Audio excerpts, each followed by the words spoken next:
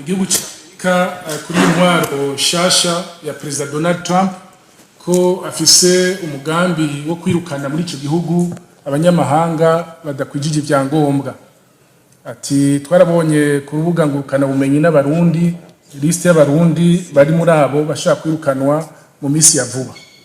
Iyo liste nanje nayibonye ku mbuga ngurukana bumenyi abo ku vy'ukuri jewe muri kino gitondo nabonanye n'umuserukizi w'icyo gihugu cya Leta Zunze za Amerika aranshikiriza ubutumwa yuko leta yiwe isaba Burundi kuzokora neza gukorana nayo kugira ngo yemere yuko abarundi baba muri Leta Zunze za Amerika badafise ivyangombwa botahukanwa kuko ni politiki ya Donald Trump umukuru w'igihugu gishaca cha Leta Zunze za Amerika ntibariko barabikora Burundi gusa ni mu bihugu vyose mwarabibonye nivyo bariko barakora.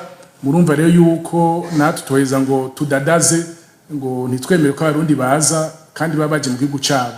Abarundi rero tuzemera ko baza mugabo twamusavye yuko boza agateka kabo kubahirijwe ntibakubagugwe baze kuneza yabo hanyuma natwe leta dushe kubakira mugabe igitigiri ntaco yambwiye sino kibashikiriza ubu kijya mubona ku mbuga ngurukana bumenyi kumbure ni kinini cyane gitonya nzobashikiriza rero igitigiri mu nyuma.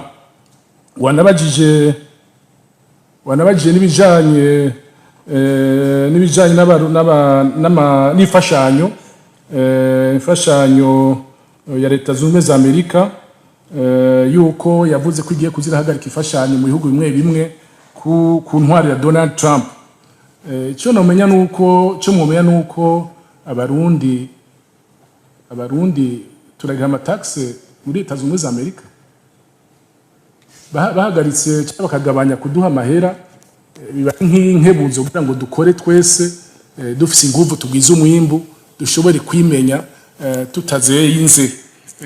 Turashima abadusahiriza ni byiza mugayo ku burenganzira bwabo ati tugiye kugabanya ntiduheza natwe tuvuge tuti ntimugabanye n'uburenganzira bwabo novuga yuko baba dukebuye natwe kugira tugwize umwimbu.